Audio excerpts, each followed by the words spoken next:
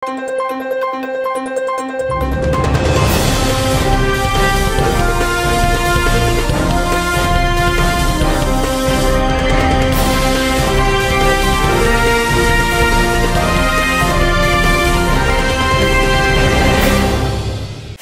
నమస్కారం. BVM Andhra Pradesh channel కు స్వాగతం. ఈ రోజు మన ప్రోగ్రాం పంజాని మండలం అమ్మరాజుపల్లి గ్రామానికి చెందినటువంటి అలివేలమ్మ ఆమె కుమారుడు భార్గవ్ గారి విషాద ఘటన. హ్యూమన్ రైట్స్ మాదేశ్ సార్ వాళ్ళు మనతో ఉన్నారు. నమస్కారం సార్. నార్మల్ పర్సన్స్ ఈ రోజుల్లో సర్వే అవ్వాలంటేనే చాలా కష్టంగా ఉంది. అలాంటప్పుడు అలివేలమ్మకు 3 పిల్లలు, అప్పులు చేసి వివాహం చేసింది. భార్గవ్ భార్య ఒక పాప పుట్టేంత వరకు అతనితో కలిసి ఉండి ఇప్పుడు అతనికి వికలాంగత్వం అడ్డొచ్చిందని అతని విడిచి వెళ్ళిపోయింది. ఇప్పుడు అలివేలమ్మ ఎలాంటి బాధలు ఎదుర్కొంది, ఆమె కుటుంబాన్ని సమాజంలో ఎలా ముందుకు రాణిస్తుంది, ఆమె ఎలాంటి సమస్యలు ఫేస్ చేస్తుంది అన్న విషయాలు ఆమె మాటల్లో తెలుసుకుందాం. ఇప్పుడు చెప్పండి అలివేలమ్మ గారు, మీరు ఎలాంటి సమస్యలు ఫేస్ చేస్తున్నారు? నమస్కారం మేడం. నమస్కారం. నమస్కారం సార్. నమస్తే అమ్మా. మాది పెద్ద పంజాని మండలము, అమరాజుపల్లి గ్రామము. మాది మా పరిస్థితి ఎట్లుందంటే నేను వికలాంగం టైప్ సార్. మాకు చిన్న బిడ్డప్పుడు అంటే పెళ్లి చేసినారు. నాకు మా భర్త ఎట్టుకొచ్చేసిండే. మా ఇంటికి వెళ్తుంగా మా నాయనకి కాయలో బాగలేదు, మా అమ్మ చనిపోయింది. అందుకని మేము ఇక్కడనే తెచ్చిపెట్టుకుంటుమే. పనికి పోతా ఉండే వేచరి కట్టుకి. అప్పుడు వీళ్ళు చిన్న చిన్న బిడ్డలప్పుడే గుండె ఆటో వచ్చి 2 గంటల రాత్రిలో భర్త చచ్చిపోయినాడు సార్. అప్పటి నుంచి కూలి చేసి సాకినాం సార్. పిల్లలు సాకి పెద్దోళ్ళు చేసి ఆడబిడ్డలకు పెళ్ళిళ్ళు చేసి వీనికి పెళ్ళిళ్ళు చేయాలని చెప్పి హిందే పోతుంది సార్ బాయ్కొండకి. ఈ పెళ్ళాం దగ్గరికి పోయి ఆడ అడిగితే అప్పుడు ఒప్పుకోను సార్. పాప మూగుడైనా కూడా నేను చేసుకో మూగు పిల్లడు సార్. ఆ పిల్లడు చెవులని పడితే మాటలు రావు అయినా మేము చెప్పే చేసినాం సార్. అప్పుడు ఒప్పుకొని ఇప్పుడు బిడ్డ అయిన తర్వాత నేను రాను అని చెప్పి వెళ్ళిపోయింది సార్. వీడేం రా అంటే నేను చచ్చిపోతాను, ఊరు పోసుకుంటాను అని పోతారు సార్. మా పరిస్థితి ఎట్లా సార్?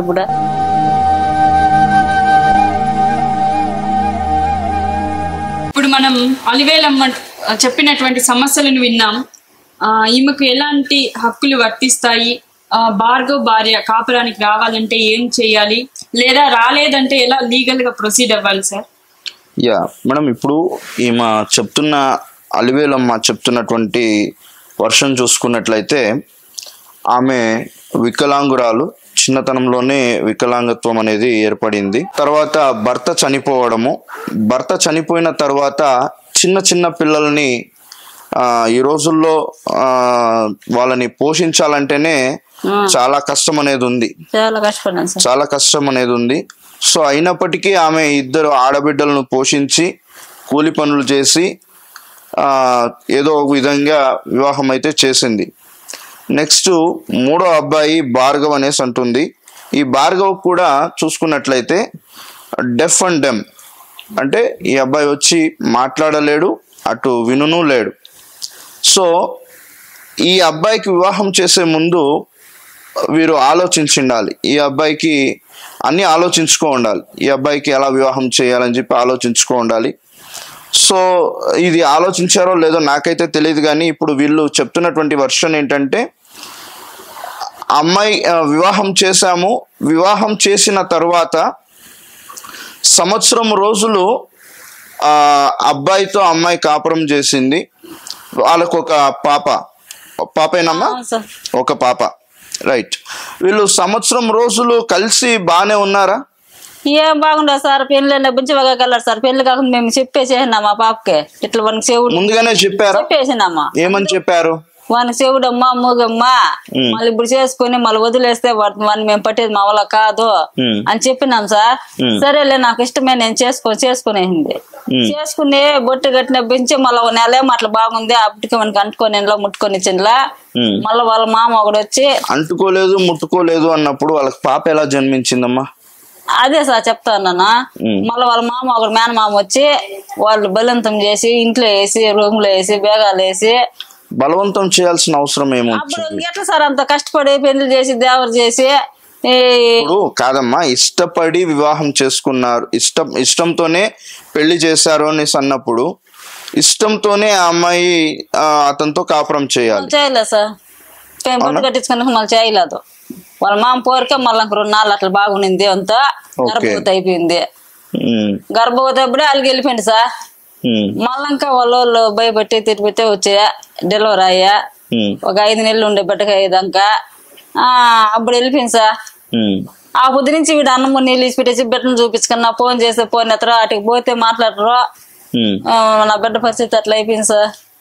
సరే అమ్మా, ఇప్పుడు అమ్మాయితో మీ పెద్దవాళ్ళు గాని పెద్ద మనుషుల ద్వారా గాని ఏమన్నా పిలిపించి మాట్లాడడం ఏమన్నా జరిగిందా? అయిపోయిందా సార్. గంగవరం సౌడేపల్లి పోలీస్ స్టేషన్ లో కేసు పెట్టింది ఆ పాపే. ఏమని పెట్టిందమ్మా కేసు? అని చెప్పేసి కేక్ తెచ్చుకోవాలని చెప్పి సార్. ఏమమ్మా? కేక్ తెచ్చుకొని సాయంత్రం కట్ చేసుకుంటామా బర్త్డే కని. బర్త్డేకి అప్పుడు పుట్టినరోజుని మళ్ళీ నేను 1000 రూపాయలు ఇచ్చి కేక్ తీసుకొని రమ్మా. వాళ్ళ తాత వచ్చింటే వాళ్ళ తాత బండిలోనే బాయ్ సార్. వాళ్ళ కుటుంబ పరిస్థితి ఏంటమ్మా చెప్పండి అమ్మా. అమ్మాయికి వాళ్ళ కుటుంబ పరిస్థితి ఏంటి? ఆ అమ్మాయి వాళ్ళ కుటుంబము ఏం చేసేవాళ్ళు? వాళ్ళ అమ్మ వాళ్ళ తల్లిదండ్రులు ఏం చేసేవాళ్ళు? వాళ్ళు బాయకొండ మీద పిల్లలు కోళ్ళు కటింగ్ చేసుకుంటారు. ఓకే. సో వాళ్ళకి ఎంతమంది అమ్మా పిల్లలు? 2. 2 పిల్లలు. 2 పిల్లలు. ఈ అమ్మాయి ఎన్నో అమ్మాయి? పెద్ద పాప. ఈ పాప తమ్ముడు చిన్న పిల్లడు. పెద్ద పాప. ఓకే, చెప్పండి అమ్మా. అట్లా చేసి వెళ్ళిపోయింది సార్. ఇప్పుడు రాను ఉంటుంది. మా వాళ్ళ ఏమైనా చేసుకో, మేము రాను, నాకు ఇష్టం లేదు. పెద్ద మనుషుల్ని మీరు ఏమన్నా కూర్చోబెట్టి అమ్మాయితో మాట్లాడడం ఏమన్నా జరిగిందా? పోలీస్ స్టేషన్ లోనే ఎస్ఐ మేడం ఎదురుగానే పిలిపించి ఫోన్ చేసి రమ్మని చెప్పి వచ్చారు. రమ్మని చెప్పింది. మేడం కూడా తిట్టింది సార్ ఆ పాపని. ఈ పాప కాపురం చేయద్దు అట్లా వాదించింది సార్. నేను పానంటే పాను. ఎందుకు వెళ్ళను? ఫస్ట్ లో స్టార్టింగ్ లో పెళ్లి చేసుకునే ముందు ఆ అబ్బాయి మూగ వ్యక్తి, వినలేడు, మాట్లాడలేడు అని ఆ అబ్బాయి సమస్య మొత్తం అమ్మాయికి చెప్పారా? చెప్పినాం సార్. చెప్పిన తర్వాతనే అమ్మాయి ఇష్టపడే చేసుకునిందా? మేమే అడిగినాం. లేకపోతే బలవంతంగా ఏమన్నా చేసుకునిందా? లేకపోతే వాళ్ళు ఏమన్నా, వాళ్ళ బంధువులు ఏమన్నా, వాళ్ళ తల్లిదండ్రులు ఏమన్నా బలవంతం చేసి పెళ్లి చేశారా? ఆ పాప అడిగింది సార్ వాళ్ళనే. నాకు ఇష్టం లేని పెళ్లి చేసిరి, నాకు ఇష్టం లేదు, నేను కాపురానికి పంపిస్తారు. అప్పుడేమో అంటే ఊరికి అట్లా ఒప్పుకొని చెప్తే ఒప్పుకొని చేసుకున్నాక ఇప్పుడు పో అంటే నాకు ఇష్టం లేదు, ఎట్లా పోయి కాపురం చేసేది వాళ్ళు ఆ పాపే తిడతాం సార్. ఓకే సార్, దీన్ని బట్టి చూస్తే మొత్తం మిస్టేక్ వాళ్ళ భార్య వాళ్ళ పేరెంట్స్ సైడే ఉన్నట్టు. అట్లా చేసి వాళ్ళు మా కొంప తీసినారు సార్. ఇప్పుడు నా బిడ్డ పరిస్థితి ఏం కావాలి సార్?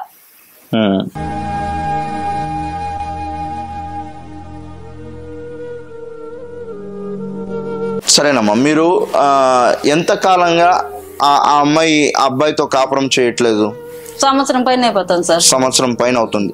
ఈ సంవత్సరం కాలంగా మీరు ఎప్పుడైనా వెళ్ళి ఆ అమ్మాయిని కాపురానికి రా అని చెప్పి ఏమన్నా పిలిచారా? సార్. పిలిస్తే ఏమని చెప్తుంది? పారిపోవాలంటే 5,000 ఉండాలి సార్ ఆటోలకి. ఎందుకు 5,000? ఆటో బాడికి 3,000 వల్ల వచ్చిన పెద్ద మనుషులకే ఒక పారిపోతే 10 మంది పిలుచుకోవాలా. 10 మంది పిలుచుకోవాలి. కూర్చుంటే కూడా యా ఊరిని మీరు క్యారీ చేయరు సార్ వాళ్ళ. మేము కూర్చొని పొద్దుకోలేము అంటే మేము కోర్టులో తెలుసుకుంటాము, మేము పోలీస్ స్టేషన్ లో తెలుసుకుంటాము. ఎందుకు? ఇష్టపడే పెళ్లి చేసుకునేది కదా. అంటే అమ్మాయి ఏమన్నా ఈ అబ్బాయి దగ్గర నుండి మీ నుండి ఏమన్నా డబ్బు ఏమన్నా ఆశిస్తుందా? వచ్చేది నగలంతా ఎత్తుకోపోయింది కదా. పోతే కూడా బండ్లు మేము అడగలా సార్. మా బిడ్డ మాకు కావాలా, మా బిడ్డ కాపురం చేయాలా అని ఆశిస్తున్నాం సార్. వాటికి మేము రాను అంటే రాను. ఎందుకు రాను అంటే ఏమన్నా అమ్మాయికి ఏమన్నా ఎఫైర్స్ ఏమన్నా ఉన్నాయా? ఇల్లీగల్ ఎఫైర్స్ ఏమన్నా ఉన్నాయా? ముందే చెప్పినారు మాకు, తెల్లతో లేకపోతే చేసుకున్నాము. మళ్ళీ పెళ్ళైన తర్వాత పోతే ఒకనాడు ఒక ఆయన చెప్పింది. అయినా మేము పట్టించుకోలేదు సార్. పోతే మన లింగన్నా తెలుసుకొని బతుకుంటుంది, మన బిడ్డ కూడా తప్పు చేసిన వాళ్ళే కదా అని చెప్పి నేను ఆటకు కూడా ఎంకరేస్తే కూడా ఇవన్నీ కూడా డైరెక్ట్ మా ఊర్లో కూడా అడిగేసిన సార్. నేనేమో ఇట్లా బతికినావు కదా, మెంగన్నా తెచ్చుకొని బతుకు, మేము వానికి మాసం చేయొద్దు, వాని అన్యాయం చేయొద్దు అని చెప్పి అడిగితే కూడా నాకు అవసరం లేదు, మూగు నగలకి నేను కాపురం చేయను అని చెప్పి వెళ్ళిపోయింది సార్. మూగు నగలకి నేను కాపురం చేయను. మరి మూగ అతన్ని తెలుసుకునే కదా పెళ్లి చేసుకునింది. ఆ బుద్ధి ఎక్కడ పోయింది? మరి ఈ మాట మీరు అడిగారా? అడిగినాం సార్. అడిగితే ఏమంటుంది? పెద్ద మనుషులు కూడా అడిగింది సార్. ఈ మాట అనేది నేను తప్పు కదా, వాడిని అట్లా అడగచ్చునా అని ఎస్ఐ మేడం కూడా అడిగింది సార్. దానికి ఏముంటుంది అమ్మాయి? నాకు అవసరం లేదు, నేను చేయను, నేను పాను, నాకు వాడు వద్దు. ఎందువల్ల? రీజన్ ఏమి? నాకు ఇష్టం లేదు. ఇప్పుడు అంటే పెళ్లి చేసుకునే ముందు ఇష్టం ఉంది, పెళ్లి చేసుకున్న తర్వాత ఆ అబ్బాయితో కాపురం చేసిన తర్వాత ఒక బిడ్డకు జన్మనిచ్చిన తర్వాత ఇష్టం లేదు. ఇప్పుడు ఇష్టం లేదు. మీరు ఏమేమి చేసుకుంటారు చేసుకోండి. ఆ పాప ఎవరి దగ్గర ఉంది? మా దగ్గర. పాపకి ఎంతమ్మా వయసు? సంవత్సరం.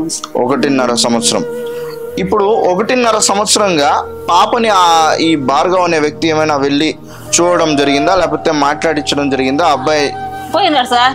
వాళ్ళ మామయ్య కూర్చుంటే వాళ్ళ మామయ్య పిలుచుకోమే ఒకటే బాలేడు రాలేడు సార్. వాటికి పంపించాలంటే ఇంకో మనిషిని తోడు పెట్టి పంపించాలా. పిలుచుకొని పోయినాడు. పిలుచుకొని పోతే వాడిని ఆ ఊరిని క్యారీ చేయి సార్. కనీసం నా మొగుడు వచ్చినాడే నీళ్లు గలా ఇద్దాము, మనం పోతామో కాపురం చేస్తామో చేయమో, మన ఇంటికి వచ్చినాక నీళ్లు గలా ఇద్దాము, ఇక్కడ కూర్చోబ్బా ఎందుకు అన్నం తినబ్బా అని ఆ ఊరిగాని పాటించారు సార్. వాడిని వాడు ఎట్లా సార్ పోతాడు అట్లా వాళ్ళ దగ్గరికి పోరా అంటే నేను చచ్చిపోతానికి నేను బాను అంటాడు. బిడ్డ అంటాడు. నాకు నరకం అనుభవిస్తాను సార్ మేము. అబ్బాయి మూగ వ్యక్తి అని తెలిసే ఆ అబ్బాయితో వివాహం చేసుకునింది, ఇష్టపడినే ఒక పాపకి జన్మనిచ్చింది. ఈ మాట మీరు ఒకసారి చెప్పకపోయారా అమ్మాయికి? చెప్పి అడిగినాం సార్. అప్పుడు నాకు వీళ్ళే మా వాళ్ళు చేసింది ఆ పని. నాకు వద్దు ఉంటే చేసుకో అని చెప్పి చేసి. అంటే వివాహం చేసుకునే ముందు అమ్మాయి వయసు ఎంత ఉంటుందమ్మా? 19 ఏళ్ళు అయింది సార్. 19 ఏళ్ళు. అప్పుడు ఈ అబ్బాయి వయసు ఎంత? 23 ఏళ్ళు. 23 ఏళ్ళు. 19 ఏళ్ళ అమ్మాయికి 23 ఏళ్ళ అబ్బాయితో వివాహం చేశారు. Right, okay. సో ఈ అబ్బాయి మాట్లాడలేడు, వినలేడు. మాట్లాడు సార్. ఓకే. సో ఇప్పుడు ఆ అమ్మాయికి మీరు ఏమన్నా లీగల్ గా ఏమన్నా కోర్టు ద్వారా గానీ ఏమన్నా నోటీస్ పంపించడం గానీ ఇవన్నీ ఏమన్నా చేశారా? చేసినాం సార్. ఎస్ఐ మేడం డైరెక్ట్ గా చెప్పేసి కదా అమ్మకే, నేను రానమ్మా, నేను కాపురం చేయను, నాకు అవసరం లేదు మేడం, మేము విడాకులు రైట్ చేస్తాను అని చెప్పిందానే. అప్పుడు ఎస్ఐ మేడమే చెప్పా, ఏమో అవసరం లేదు, నువ్వు కోర్టుకి వేసుకొని లైన్ పెట్టుకుని విడాకులు రాపించుకున్నాక ఏడట్లా తెగింపులు మేము చేయము అని చెప్పేసి. మళ్ళీ అప్పటికి కూడా నాకు కావాలా, మాకు వద్దు, మాకు విడాకులు కావాలా అని మేము నోటీస్ వేదా సార్. మాకు న్యాయం చేసి కోర్టులో మా బిడ్డనే మా ఇల్లు చేయాల్సింది అని చెప్పిందే ఒక నోటీస్ పంపించినాం సార్. ఓకే, సరే. ఇప్పుడు మా దగ్గరకు మీరు రావడానికి ముఖ్య ఉద్దేశం ఏంటి? ఇప్పుడు అమ్మాయిని మా నుండి మీకు ఏం సహాయం కావాలని చెప్పి వచ్చారు? మా పాప వస్తుందో రాదా మాకు తేల్చి చెప్పేస్తే మా బిడ్డను మేము బతికించుకుంటాం సార్. అందుకు వాంతో పడేది ఇప్పుడు యాస్ట్గా సార్. గురి పోసుకొని పోతాడు, ఎక్కడంటే అక్కడ వెళ్ళిపోతున్నాడు, మెంటల్గా తెంచుతా ఉన్నాడు. పెళ్ళాం రాదా, బిడ్డ రాదా, నన్ను ఊర్లో పరిస్థితి అంతా అడుగుతా ఉన్నారు. నేనేం చచ్చిపోతున్నా ఉంది నన్ను అడుగుతారు సార్. కూడా అన్ని నోరు వచ్చేవాడికైతే చెప్తాం సార్. నోరు లేని మనం ఏం చెప్పినా అర్థం చేసుకోడు సార్. కూడా ఓకే మేడం, ఇక్కడ చూసుకున్నట్లయితే ఎమోషనల్గా అతని జీవితంతో ఆ అమ్మాయి ఆడుకునింది. ఎమోషనల్గా ఆ అమ్మాయి అతని జీవితంతో ఆడుకోవడంతో పాటు ఆ అమ్మాయి సుఖం కోసం ఒకటి చూసుకునింది. రెండవదిగా చూసుకున్నట్లయితే అతనితో ఇష్టం ఉండి, అంటే వాళ్ళ పేరెంట్స్ బలవంతంగా ఒప్పించడంతో ఆ అమ్మాయి ఒప్పుకోవడం జరిగింది అనేసి నాకు ఈ యొక్క కేసును బట్టి చూస్తే అర్థమవుతుంది. ఆ అమ్మాయి బలవంతంగా వాళ్ళ తల్లిదండ్రులు చెప్పడం బట్టి ఆ అమ్మాయి ఒప్పుకొనింది. ఆ అమ్మాయి ఇష్టం లేక ఆ అబ్బాయితో వివాహం చేసుకుని, ఇష్టం లేక బిడ్డను కన్నట్టు నాకు అర్థమైనటువంటి సబ్జెక్ట్ ఇది.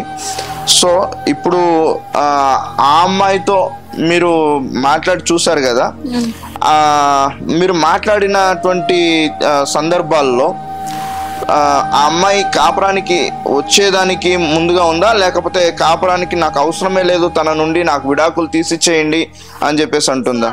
మన రాత్రి వెళ్ళిపోయినారు సార్, ఇల్లు పెట్టేసి మమ్మల్ని నన్ను కూడా కొట్టేసినారు సార్. కొట్టేసి నన్నే పెళ్ళ దగ్గరికి పానేరు, పిలుచుకారు, నాకే రేపు చేయరు, నా బిడ్డకి నాకు 5 రోజులు చేస్తారని మిన్ని మోగాలు చూడని చెప్పేసి వెళ్ళిపోయినాడు వీడు మమ్మల్ని కొట్టేసి. అందుకనేసి వాళ్ళ అక్క గారికి ఫోన్ చేస్తా, నా వల్ల కాదు వీని పట్టేది, వీడిని చాలా పౌరుతంగా ఉన్నాడు, మీరు ఎవరు వచ్చి ఏమన్నా చెప్పుకోండి అటు పిలుచుకోమ్మా నేను ఫోన్ చేస్తా. వాళ్ళ అక్క గారు ఇద్దరు వచ్చింది, వాళ్ళు అట్లా చేస్తా, మేము చేయదు, అప్పులు బాధలు చూస్తే ఎట్లున్నాయి, నువ్వు చూస్తే ఎట్లుంటావు, ఆయన బతుకల్లా చచ్చిపోవాలి అని చెప్పింది. మరి తిట్టేయింది. మళ్ళీ వాళ్ళ చిన్నక్క వాళ్ళ చిన్న మా అమ్మ ఇద్దరు అటుకు పోయినారు సార్ బయకొంటకే. ఏమ్మా మా తమ్ముని పరిస్థితి ఎట్లా ఉంది, వాడిని మేమేం చేయాలా, నువ్వు రానట్లయితే వచ్చేటన్నా వచ్చే, లేదంటే రానంచి పెడితే నలుగురు వచ్చి అదో చెప్పేసి వారి బాధ వారు పడుకుంటారు అని చెప్పింది. పోయి అడిగినారు. అడిగితే నేను రాను పిన్నే, నేను రైస్ చేస్తాను, నాకు ఇష్టం లేదు. రికార్డు కూడా పట్టుకున్నా సార్. వాళ్ళు చెప్పిండేవన్నీ వాళ్ళ అమ్మ వాళ్ళ అవ్వ అందరూ చెప్పిండారు. ఆవిడ వచ్చి కాపురం చేయదాడా, అవసరం లేదు, ఒక రైస్ చేస్తాము అని పబ్లిక్ గా చెప్పేసినారు సార్. పబ్లిక్ గా అమ్మాయి చెప్పేసినారు సార్. సో ఈ అబ్బాయి యొక్క స్థితి చూస్తుంటే ఆ అమ్మాయే కావాలి, కావాలా బిడ్డ కావాలి. అది లేకుండా పోతే రాపించుకొని వచ్చాను, నాకు వేరే పెళ్లి చేయండి, లేకుంటే నేను చచ్చిపోతా. ఓకే, ఈ కూరలో ఉన్నాడు సార్, నేను అప్పుల బాధలు చూస్తున్నా, వీణు చూస్తున్నా, మొత్తం అయిపోతా ఉన్నా సార్. నేను అమ్మాయిని ఈ క్వశ్చన్ అడిగినారా, మీ కొడుకు వద్దంట, మీతో ఏమన్నా వచ్చే ఇబ్బందిగా ఉందా మీ కోడలికి? అత్త కూడా అడిగినాము, మేము వేరే కూడా పెడతామమ్మా, మాకేం మా నాయన నేనే వీడియో ఆ పాప నలుగురే ఉండేది, వేరే కూడా రూమ్ తీస్తాము, మీరిద్దరు కూడా వేరే బతుకోండి, మేము మా బతుకు మేము బతుకుంటాము అని కూడా అడిగినామా. నువ్వు వేరేన్నా పెట్టు, నువ్వేమన్నా బతుకుని అని రా అని అంటే రాను. ఒకవేళ అక్కడే ఇతన్ని పెడతామంటే వద్దు, మా ఊరికి వద్దు, అన్ని అడిగాను, మేడమే అడిగేసింది బంజాన్లో, మాకొద్దు, మా ఊరికి వద్దు ఆ పిల్లడు. సో ఇక్కడ ఈ కేసులో చూసుకున్నట్లయితే ఆ అమ్మాయి మొట్టమొదటిగా ఆ అబ్బాయి జీవితంతో ఆడుకునింది. ఇలాంటి వ్యక్తులని ఖచ్చితంగా చీటింగ్ కేసు పెట్టి 420 కేసు పెట్టి ఖచ్చితంగా వాళ్ళ మీద లీగల్ గా యాక్షన్ అనేది తీసుకోవచ్చు మేడం. ఎందుకనంటే ఒక వ్యక్తి జీవితంతో ఎవరు కూడా ఆడుకునే హక్కు ఎవరికీ లేదు, ప్రతి ఒక్కరికి స్వేచ్ఛ అనేది ఉంది సార్, మాకు లేదు సార్. సో అతని యొక్క దురదృష్టం ఏంటి అని అంటే అలా పుట్టడమే అతని దురదృష్టం అని చెప్పి అనుకోవచ్చు. ఎందుకు వెళ్ళిపోయింది అంటే నువ్వు రాదంటే ఇష్టం లేదంటే వెళ్ళిపోయింది అంటే తలకాయ పెరుక్కుంటాడు సార్. సో ఇలా చూసినట్లయితే అతను ఒక డిప్రెషన్ లో కూడా వెళ్ళిపోవచ్చు. ఎందుకనంటే బాగుండే జీవితాన్ని, బాగున్న వ్యక్తిని ఎటువంటి పెళ్లి, ఒకవేళ పెళ్లి కాకుండా అలాగే ఉండిపోయింటే పర్లేదు, పెళ్లి చేసుకున్న తర్వాత ఆ ఇప్పుడు భర్త అనేవాడు ఇలాంటి వాళ్ళకి మెయిన్ ఏముంటుంది అని అంటే వాళ్ళకి ఎమోషన్ అనేది ఉంటుంది. ఎందుకంటే నాకు మాటలు రాదు, నేను వినలేను, అలాంటి వ్యక్తిని ఒక అమ్మాయి నచ్చి నన్ను వివాహం చేసుకునిందా అని చెప్పి వాళ్ళకంటూ ఒక వాళ్ళకంటూ ఒక ఎమోషన్ అనేది ఉంటుంది. నన్ను ఎవరు పెళ్లి చేసుకోలేనటువంటి నన్ను ఒకరు పెళ్లి చేసుకున్నారా అని చెప్పేసి వాళ్ళకి అనేది ఉంటుంది. సో అమ్మ, నువ్వు లీగల్ గా వెళ్ళొచ్చు ఖచ్చితంగా. ఈ అబ్బాయి తరపున నువ్వు లీగల్ గా వెళ్తే మాత్రం ఖచ్చితంగా మీకు న్యాయం అనేది జరుగుతుంది. ఆ అమ్మాయి ఇతని జీవితంతో ఆడుకునింది, ఓకేనా. ఇతని యొక్క లైఫ్ లోకి వచ్చి ఇతన్ని మెంటల్లీగా డిస్టర్బ్ చేసింది, మానసికంగా చాలా అమ్మాయి డిస్టర్బ్ చేసింది, అదే విధంగా శారీరకంగా కూడా డిస్టర్బ్ చేసింది. సో ఈ రెండు రకాలుగా చూసుకున్నట్లయితే ఈ అబ్బాయి ఒక ఇది ఏంటంటే మాట వచ్చి నింటే చెప్పుకోగలడు, ఇప్పుడు నా భార్య నాతో రావడం లేదు, నా భార్యతో ఒకసారి మాట్లాడించండి అని చెప్పేసి. సో మాటలు రావు, చెవులు వినిపించదు, అలాంటి అబ్బాయి ఏం చెప్పుకోగలడు, ఎలా చెప్పుకోగలడు, తన బాధని ఎలా వర్ణించుకోగలడు? సో ఇక్కడ మనం చాలా జాగ్రత్తగా ఆలోచించినట్లయితే ఆ అబ్బాయి ఎమోషన్తో ఆ అమ్మాయి ఆడుకునింది. ఖచ్చితంగా ఇలాంటి వారికి చట్టపరమైనటువంటి చర్యలు అయితే తీసుకోవాలి. ఎందుకనంటే మేము ఈ విధంగా చెప్తున్నది, మహిళలకు చాలా చట్టాలు ఉన్నాయి, మరి ఇలాంటి వాళ్ళకి ఏం చట్టాలు ఉన్నాయి? ఈరోజు చట్టాలు అనేది కూడా సవరించేటువంటి పరిస్థితి రావాలి. ఎందుకనంటే అబ్బాయిలకు కూడా కొన్ని రైట్స్ అనేది ఉంది. నేను ఆడికి పోయినా చెందుతుంది, మీ ఇంటి ఏమైతే చేసుకోవాలంటే సార్ అప్పుడు మాకు ఆడవాళ్ళకి అంత ఇది అలా మగవాళ్ళు కూడా ఉండాలి అని చెప్పి.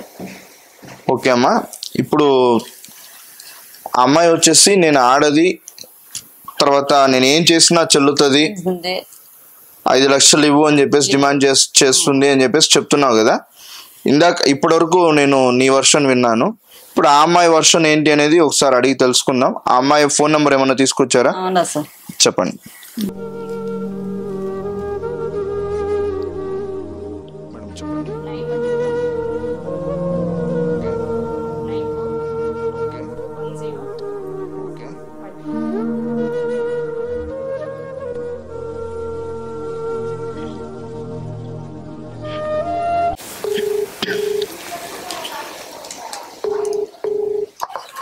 Hello, okay.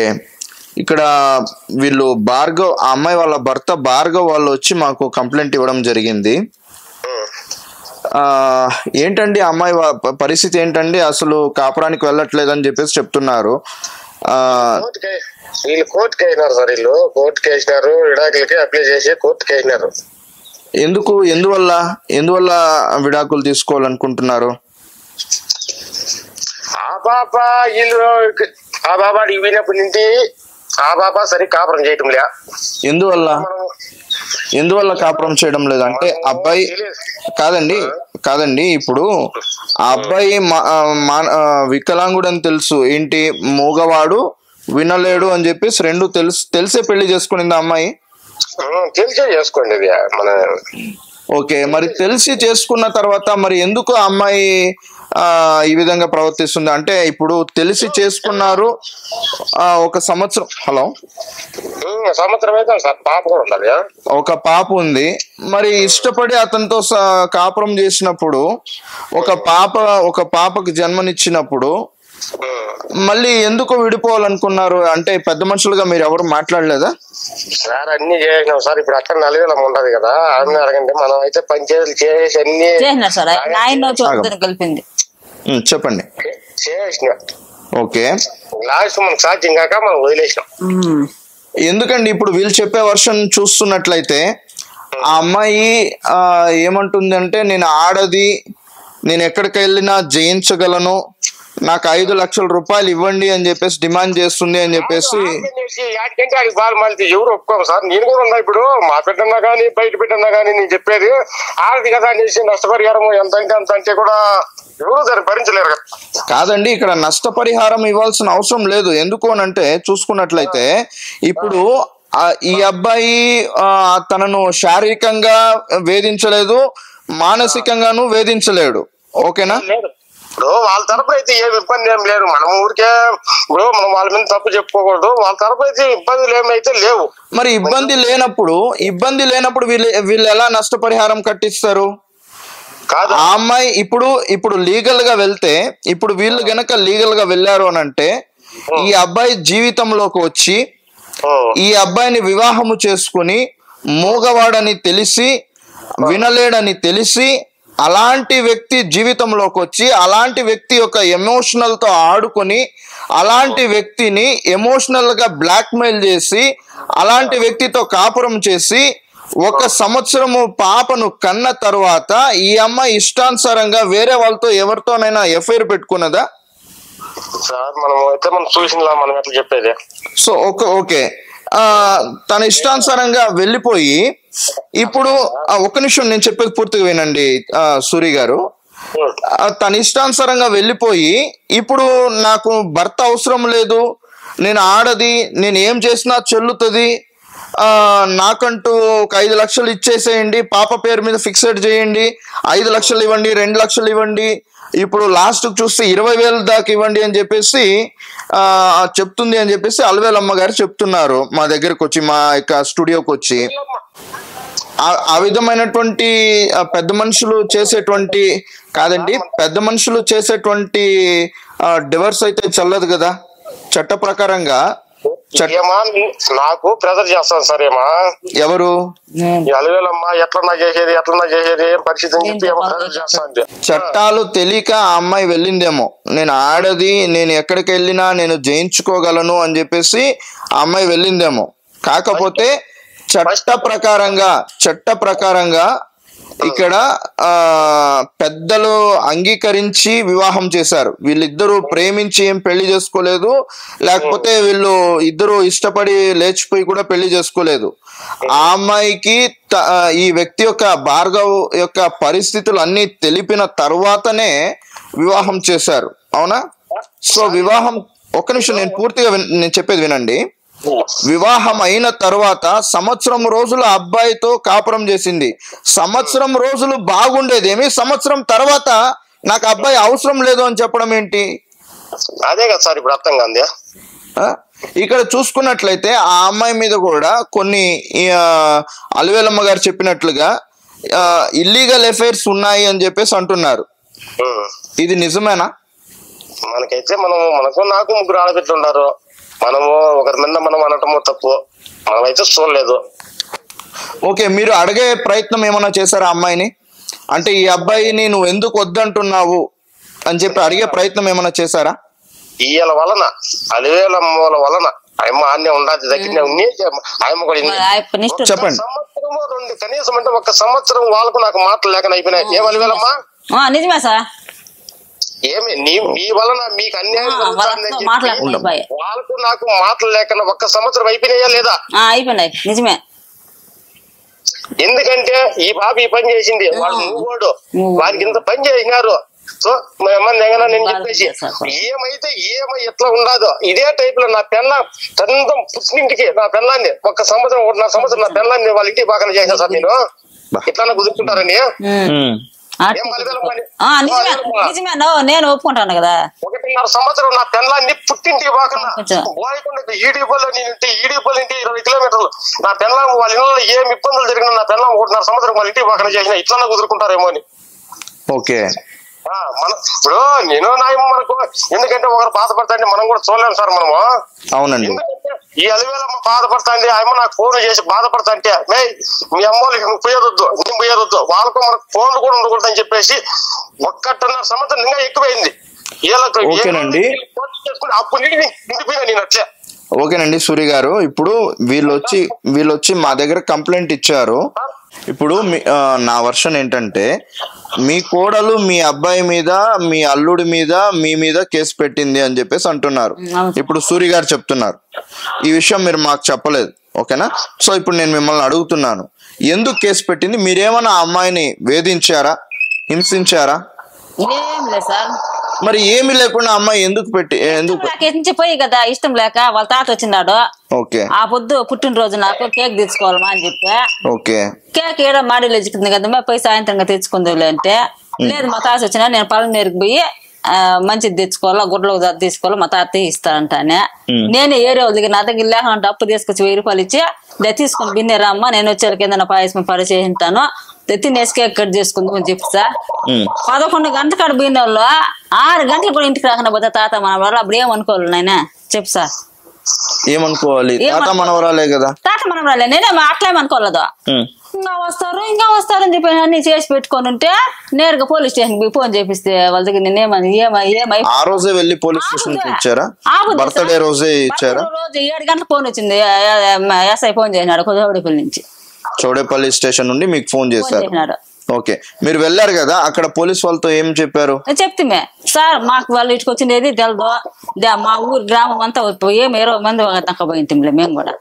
నన్ను అడగను సార్, మేము ఎట్లా వాళ్ళైంది ఆవిడని ఏమన్నా ఏది ఇచ్చేది కానీ ఏమన్నా అడిగేది కానీ ఆవిడతో మాట్లాడేది ఏమన్నా ఉంటే మమ్మల్ని ఏం చేసినా మాకు మేము ఒప్పుదుమే ఏం కానీ లేదు. ఆ పాపకే ఇష్టం లేక వాళ్ళ తాత దగ్గర కేక్ ఎత్తుకొని వస్తా అని చెప్పేసి ఇట్లా వచ్చి కేసు పెట్టింది. అడగను సార్ మీదే మాదేమతో పాటు అప్పుడు ఎవరు ఏమనలేదులే అంటుంది.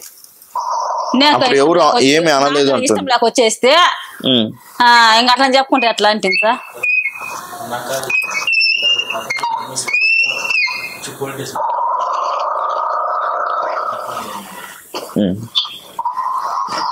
అసలు జరిగింది సార్. ఓకే సూరి గారు చెప్పండి సార్. వాళ్ళు కేసు పెట్టించారు సార్. వాళ్ళు కేసు పెడితే పోయినా ఓకే ఫోన్ మాట్లాడిన చెప్పు ఎవరు ఉండించినా అడుగో కేసులు పెట్టేసి వాళ్ళకి ఎవరికి తెలియక ఎవరి కోసం కేసు పెట్టారో ఎవరి కోసం పెట్టారు కేసు అని చెప్పి కరెక్ట్ గా 20 నిమిషాలు మాట్లాడేసి సెటిల్ చేసుకుని లేదు అడుగు. ఓకేనండి సూరి గారు, మీరు చెప్పిన విషయాలన్నీ కూడా మేము రికార్డ్ అయితే చేసాము. ఇప్పుడు ఈ అబ్బాయి ఏదైతే భార్గవ్ యొక్క లైఫ్ ఎటు కానేటువంటి స్థితి, ఇప్పుడు వేరే మ్యారేజ్ చేసుకోలేడు. ఒకవేళ చేసుకోవాలన్నా ఈ అమ్మాయి విడాకులు ఇచ్చేటువంటి పరిస్థితిలో ఉందా? విడాకులు ఇస్తామని చెప్పి ఇస్తామని వేసినారు కోర్టుకు. ఓకే. ఇస్తామని వేసినారా? కోర్టులో తీర్పు ఏ రోజు వస్తుందో ఆ రోజు విడాకులు ఇస్తామని చెప్పి వీళ్ళు గట్టి కూర్చోండారు. ఓకే. మనము ఎంతవరకు చేయినా ఆ పొద్దుటి నుండి ఈ పొద్దుటి కూడా ఏం మనవేలమ్మా నీకే ఇది చేసి మాట్లాడినా కానీ ఏ రోజున వాళ్ళ మంచి వాళ్ళని ఏ రోజున వెనకేసుకొచ్చినా లేదబ్బా. నేను అదే చెప్తాను. ఏ రోజు కూడా సో వాడు మూగోడు నువ్వు కూడా చెడిపోతున్నాడు వానికి ఇదే అయిపోయిందని చెప్పి ఏ రోజు కూడా ఇదే మాట్లాడినా సార్. నేను ఈ రోజు ఇంకా ఆ రోజు కూడా. ఓకేనండి సూరి గారు, మీతో మళ్ళీ మేము కాంటాక్ట్ లోకి వస్తాము. సరే సార్, చేయండి సార్, ఖచ్చితంగా. మాట్లాడతా. ఓకేనండి, ఖచ్చితంగానండి. థ్యాంక్స్ అండి. ఓకే అమ్మా, ఇప్పుడు ఆ రోజు స్టేషన్లో మీరు కంప్లైంట్ ఇచ్చారు, వాళ్ళు కంప్లైంట్ ఇచ్చారు కదా. సో ఆ కంప్లైంట్ ఇచ్చినప్పుడు అక్కడ ఏం మాట్లాడారు, మీ తరపున ఎవరు వచ్చారు? వచ్చిండ్రు సార్. ఎవరు వెళ్ళారు? మా తమ్ముడు, మా అన్న, మా అక్కలు, మా చెల్లెళ్ళు, మా అల్లుళ్ళు అందరూ వచ్చిండ్రు సార్. ఓకే. మా తమ్ముడు విలేకరు ఆ అబ్బాయి నెంబర్ ఇస్తాను, మాట్లాడండి సార్. చెప్పండి అమ్మా, నంబర్ చెప్పండి.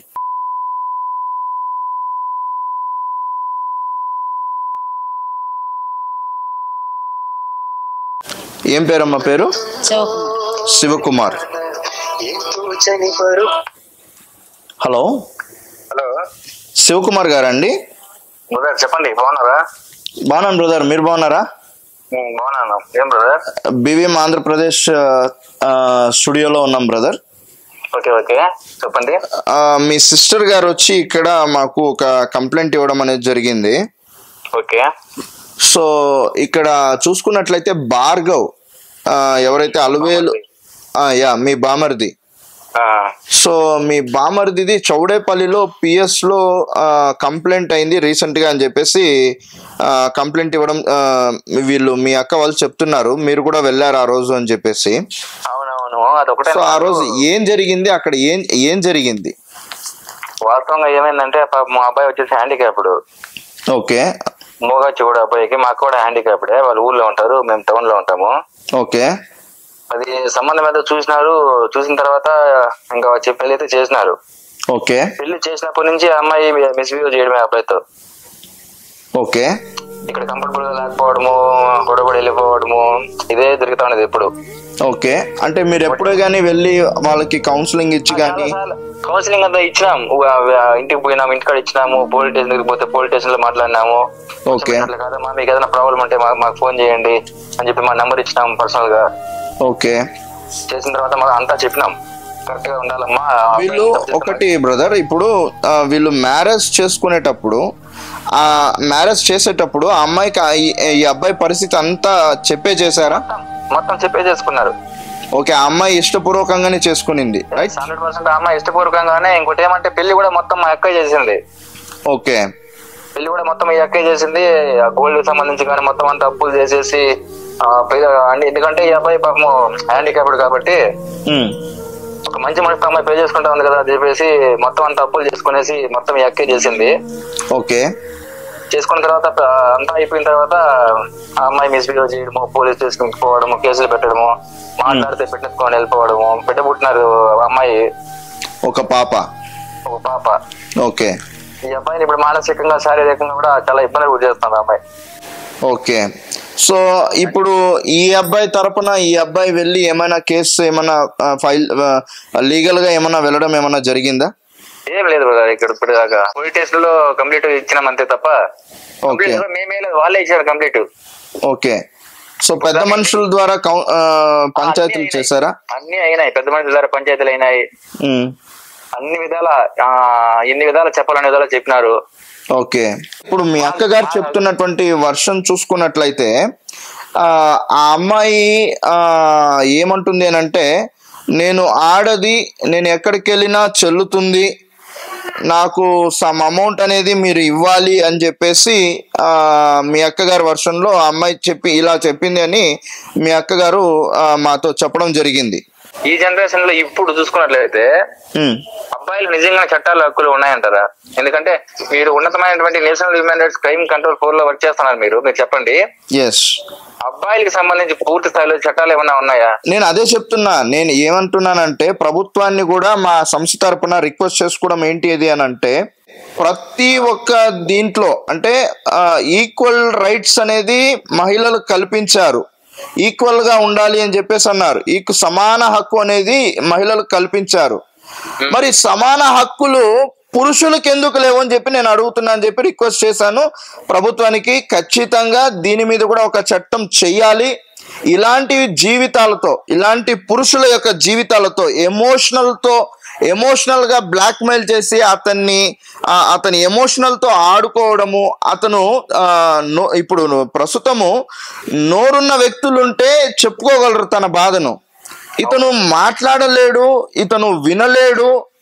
సో ఇలాంటి వ్యక్తుల యొక్క జీవితంలోకి వచ్చి, ఇలాంటి ఎవరు అనుమతి లేకుండా ఇతని జీవితంలోకి వచ్చి ఇతనితో బాగా 1 సంవత్సరం ఉండి ఒక పాపను కన్న తర్వాత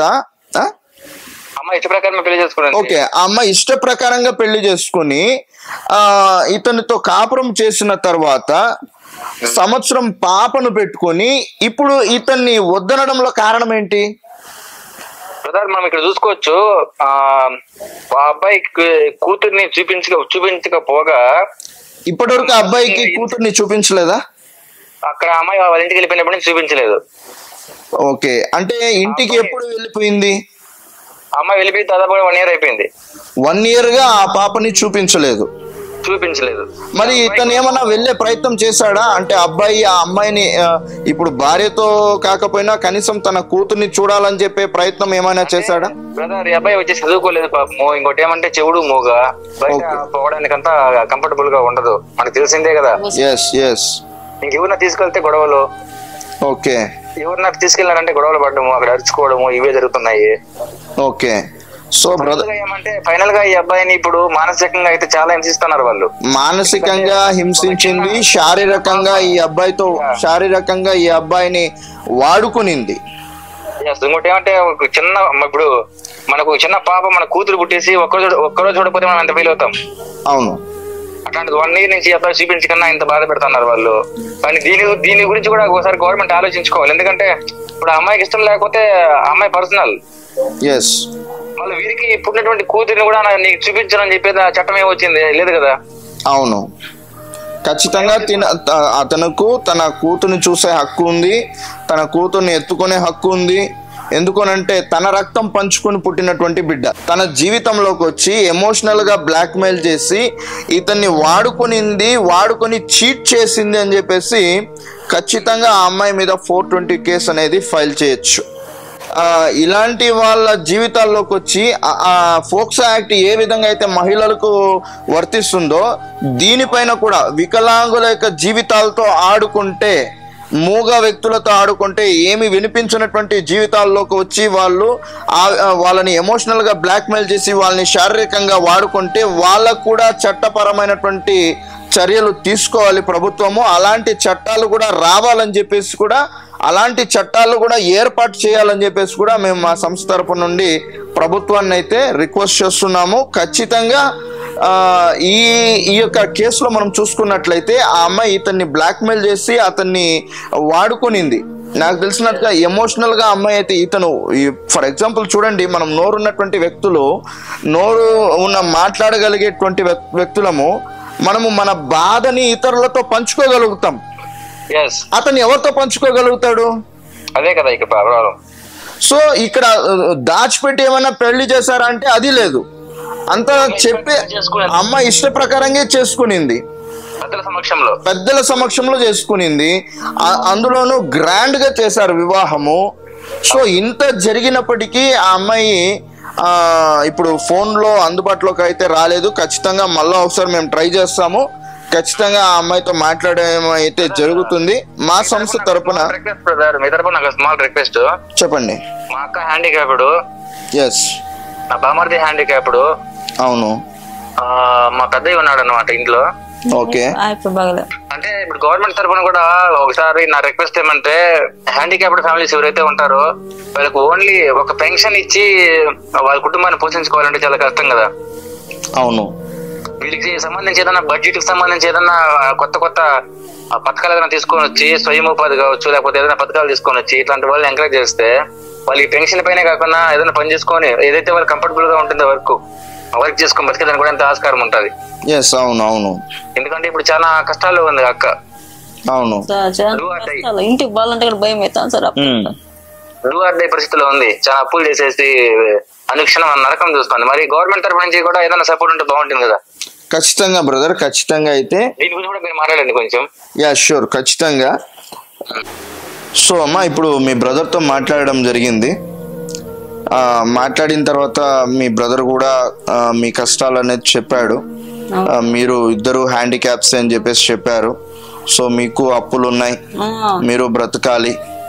సో ఖచ్చితంగా అమ్మ, ఆ అమ్మాయిని అయితే మా లీగల్ టీంకి మేము ఇన్ఫార్మ్ చేస్తాము. మా లీగల్ టీం వాళ్ళు ఖచ్చితంగా ఆ అమ్మాయిని పిలిపిస్తారు. ఇంకా ఈ కేసుని పూర్తిగా దర్యాప్తు చేస్తారు. వాళ్ళు కూడా ఏం చేస్తే బాగుంటుంది, ఇద్దరికి ఈ సమస్యకు పరిష్కారం ఏంటి అనేది మా లీగల్ టీం అనేది ఖచ్చితంగా మా లీగల్ టీంకి మేము రెఫర్ చేస్తాము. మా లీగల్ టీం ఇది వాళ్ళు ఇద్దరిని పిలిపించి మిమ్మల్ని కూడా పిలిపిస్తారు. ఇరు పక్షాలని పిలిపించి కూర్చోబెట్టి మాట్లాడతారు. ఇంకా లోతైన దర్యాప్తు చేస్తే ఖచ్చితంగా ఇంకా ఈ సమస్యను ఒక కొలిక్కి తీసుకొచ్చి పరిష్కరించవచ్చు. ఓకేనా? సో మీరు మా national human rights and crime control force ని మీరు ఆశ్రయించినందుకు చాలా థ్యాంక్స్ అమ్మా. ఖచ్చితంగా మా తరపున న్యాయం చేస్తాం. విన్నారు కదా అలివేలమ్మ, ఆమె కుమారుడి భార్గవ్ గారి విషాద గాథ. గాయత్రి లాంటి అమ్మాయిలు పెద్దలు నిర్ణయించిన వివాహాలు చేసుకొని తర్వాత ఇష్టం లేదని ఇలాంటి భార్గవ్ లాంటి అమ్మాయికుల్ని అన్యాయం చేయడం చాలా తప్పు. మన హ్యూమన్ రైట్స్ సార్ వాళ్ళు కూడా వీళ్ళకి ఏ హక్కులు వర్తిస్తాయి అన్న విషయాలను కూడా తెలుసుకున్నాం. ఈ సమస్యకు పరిష్కారం త్వరగా రావాలని మన బీవీఎం ఛానల్ కోరుకుంటుంది. అందరికీ నమస్కారం.